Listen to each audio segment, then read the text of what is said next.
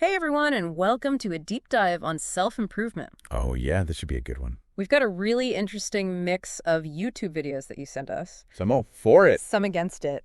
Really runs the gamut. Yeah, so we're going to try to unpack all of those and hopefully help you figure out where self-improvement should fit in your life. If at all. Yeah. I mean, it's a bit of a paradox, isn't it? Yeah. Self-improvement's everywhere these days, Yeah. but is it really the path to freedom and fulfillment, like everyone says? Yeah, is it a trap Yeah. that leaves you constantly feeling like you're not enough? Right? And that's what's so interesting about these videos. Yeah. Some of them, like that one, every second counts, Yeah. They paint this picture of, unlocking your potential and reaching all these amazing goals if you just Right. optimize every aspect of your life. Which is, kind of a modern thing. Yeah. If you think about it, this pressure to maximize time and efficiency, I think it's driven by, the world we live in. It's so fast-paced, and we're always connected, and I think it plays on our fear of missing out. Yeah. Like we're always, supposed to be doing more and achieving more and Yep. being more. Right. And then you have these other videos like, are you stuck in the self-improvement loop that Yeah. are like, whoa, whoa, whoa. Totally flip the script. Yeah, they say, watch out. This relentless pursuit of being better can actually turn into this never-ending cycle of always striving and never feeling satisfied. Totally. And it creates this never enough feeling. Yeah. You hit one goal and suddenly there's a new one, Right. an even bigger one out there. Like you're chasing a moving target. Exactly. You never actually arrive. Yeah, you never get You there. never feel content. Right. So it's almost like self-improvement becomes a form of self-sabotage. It really is. And it can lead to this illusion of control, that we have total control over our lives. Right. Which can be dangerous. Yeah. Have you ever felt that pressure? Oh, yeah. Like you have to control every single aspect of your life to be happy or successful? Totally. It's exhausting Yeah. and impossible. Right. Life is messy. Yeah. It's unpredictable. It really is. Trying to control everything is like trying to hold back a tidal wave. That's a good analogy. Yeah. And this pursuit of an idealized version of ourselves, Yeah. it can actually be quite harmful.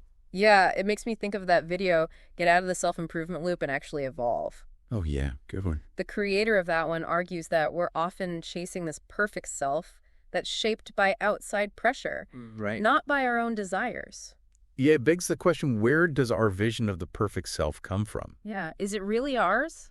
Right. Or is it society's or the media's or, what we see on social media? Exactly. And that carefully curated, Yeah. like picture perfect. Right. It's a good question to think about. Are we chasing our own dreams or someone else's version of who we should be? Right. And sometimes self-improvement takes an even darker turn. Oh. It can become a way to mask insecurity Oh, yeah. and inflate our egos. Like someone who's bragging about their strict morning routine Yeah. while secretly judging everyone else who hits the snooze button. Exactly. It's not real growth. Yeah. It's just an attempt to feel superior. Right. And that can actually be really toxic. Totally. It becomes less about self-improvement and more about seeking validation Mm-hmm. and feeding your ego. So how do we escape this trap? Yeah. How do we find a more balanced approach to self-improvement? What do these videos suggest? Well, one of the key themes that emerges is accepting imperfection. Okay. True growth begins with accepting yourself, Right. recognizing that you're worthy Yeah. with all your flaws. Flaws and all? It's a radical act of self-love Yeah. to embrace yourself as you are right now. It's powerful. Yeah. So it's shifting our focus from always trying to fix ourselves Yeah. to appreciating and nurturing who we already are. Exactly. And it's about defining success on your own terms, I like that. not based on, external benchmarks or Yeah. what society tells you. It's about asking yourself what really matters to me, Uh-huh. what truly brings me joy and fulfillment. So we get to decide what success looks like. Exactly. Yeah. It's a personal definition.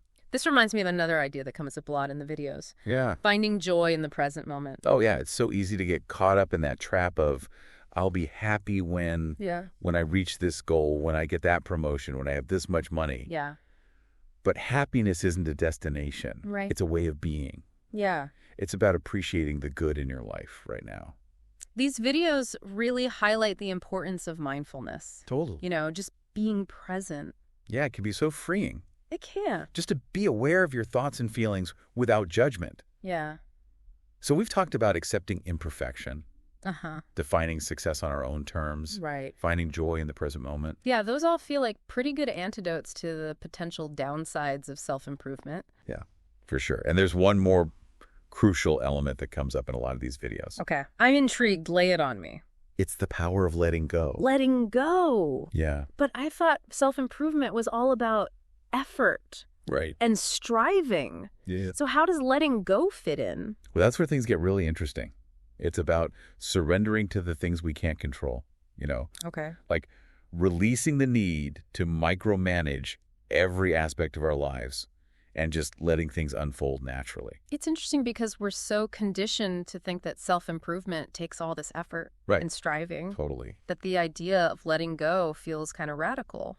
It is radical in a way. Yeah. Like it requires a shift in perspective. It's Mhm. about recognizing that sometimes the greatest growth comes from surrender, from releasing that tight grip and trusting the journey. One of the videos had this great analogy about a tightrope walker. Oh, yeah. Like if they're too rigid and tense, they're more likely to fall. But if they can find that balance between effort and ease, Yeah.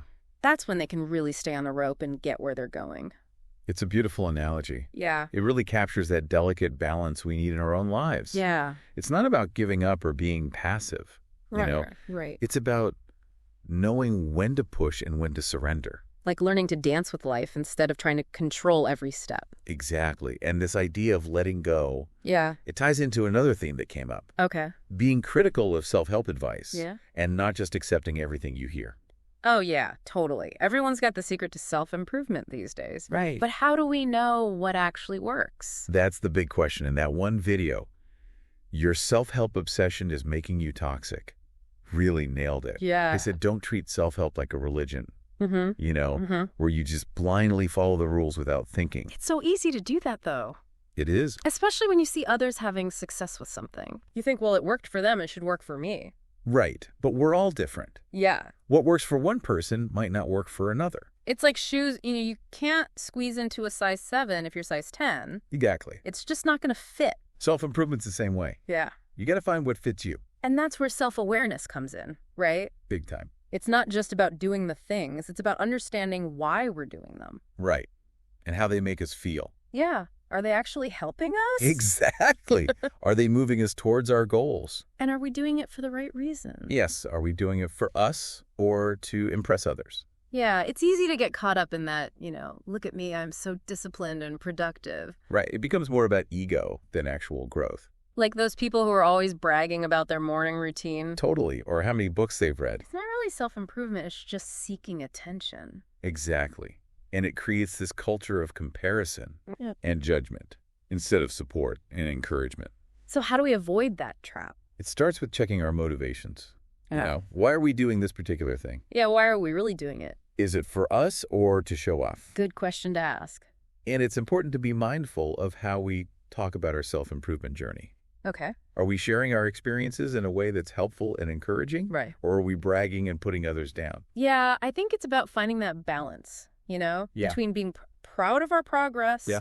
and being humble and respectful. Exactly. Self-improvement is a personal journey, Yeah. not a competition. We're all at different stages. Exactly. We all have our own goals and challenges. And we need to focus on our own lane. Yes, run your own race. Now, one video that really dives into the psychology of this is, what if I told you you're an addict and you don't even know it? Oh, yeah. It talks about this connection between self-improvement and dopamine. Yeah, it's fascinating, isn't it? It is, they suggest that we can actually become addicted to that feeling of accomplishment. Right. Like we get hooked on that dopamine rush, And we start chasing it. even when it's not really serving us anymore. I remember they talked about that study where people could choose to sit alone with their thoughts Right. or give themselves a mild electric shock. And so many people chose the shock. It's crazy, right? It is. Yeah. It's like we've become so uncomfortable with stillness that we'd rather feel pain.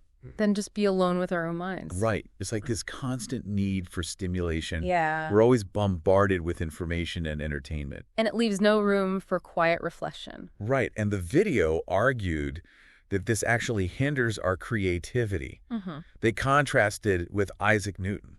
Oh, yeah. Newton made some of his biggest discoveries when he was isolated. Right. He had nothing to do but think. And now we can't stand to be bored for a minute. It's true. So how do we break free from this addiction to stimulation? Well, it starts with awareness, noticing our own patterns. You know, do we reach for our phone the second we feel bored? Yeah, Are we constantly checking social media? it's a good question to ask ourselves. Once we're aware of those patterns, then we can start making different choices. So it's about being intentional about creating space for stillness Exactly. and boredom. Yes. Maybe it's putting away your phone for an hour or going for a walk without headphones. Or just sitting in silence. It's about giving your brain a chance to rest, Yeah. to recharge and make new connections. It sounds kind of countercultural. It is, but it's powerful. It is. You can unlock so much creativity when you embrace stillness. I like it. So we've talked about letting go, Mm-hmm. being critical of self-help advice, Yeah. checking our motivations, Right. and embracing stillness. I feel like we're building a more balanced approach to self-improvement. We are. And there's one final point that came up in these videos. Okay, what's that? That self-improvement isn't a destination, it's a journey. Oh, I like that. Yeah, it takes the pressure off. Yeah. It's not about reaching some perfect state. Right. It's about constantly striving to be better. Learning and growing. Exactly, and embracing the ups and downs along the way. Because there will be ups and downs. Oh, yeah, growth isn't always linear. Yeah. You'll have times when you feel stuck or discouraged, Definitely. but those are just temporary. They are. There are opportunities to learn and adjust and come back stronger. It's about being resilient. Yes, and having compassion for yourself. Yeah. We're all human. We're all on our own unique journeys. So be kind to yourself, Absolutely. Celebrate every step you take. no matter how small. Exactly. And with that reminder to be gentle with ourselves. Yeah. Let's move on to the final part of our deep dive. So welcome back to our deep dive into self-improvement. Yeah, where we're really getting into the nitty-gritty. Yeah, and figuring out, what works and what doesn't. Right. One theme that keeps coming up for me is this idea that self-improvement isn't just about adding things to our lives, new habits, skills, knowledge, but also about letting go Oh, absolutely. of things that might be holding us back. Yeah, it challenges that traditional view of, self-improvement as this It's constant driving. striving. Yeah, always acquiring more. Yeah, we tend to think of it as all effort and discipline. Right.